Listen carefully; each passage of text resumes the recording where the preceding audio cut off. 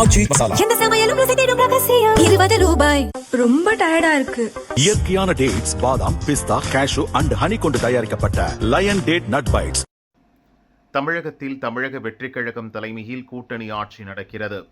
தாவிக அமைச்சர்கள் உட்பட அனைத்து அமைச்சர்களையும் கண்காணிக்க போலீஸ் உளவு பிரிவு அதிகாரிகளுக்கு உத்தரவிடப்பட்டுள்ளது. இது குறித்து அதிகாரிகள் தரப்பில் கூறியதாவது: அமைச்சர்களையும் உயர் அதிகாரிகளையும் உளவுத்துறை வாயிலாக கண்காணிப்பது வழக்கமான நடவடிக்கைதான்.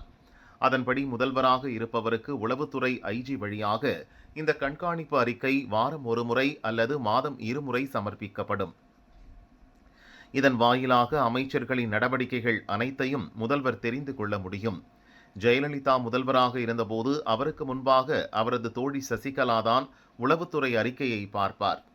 கடந்த திமுக ஆட்சியிலும் இந்த நடைமுறை இருந்தது. அதன்படி ஸ்டாலினுக்கு முன்பாக உளவு அறிக்கையை அவரது மருமகனும் பெண் நிறுவன இயக்குனர் ஒருவரும் பார்த்தனர். அதனால்தான் திமுக அரசின் ரகசியங்கள் கசிந்தன.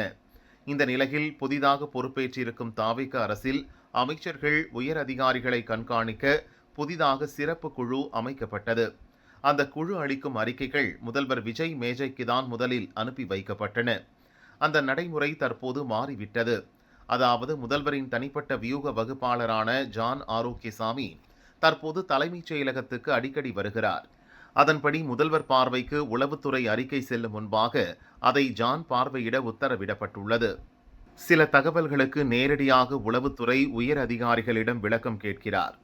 அதேபோல் சீனியர் அமைச்சர் ஒருவரும் முதல்வரின் பாதுகாப்பு பிரிவில் உள்ள உயர் அதிகாரியும் உளவு அறிக்கையை வாட்ஸ்அப் மூலம் அனுப்ப சொல்லி கேட்கின்றனர்.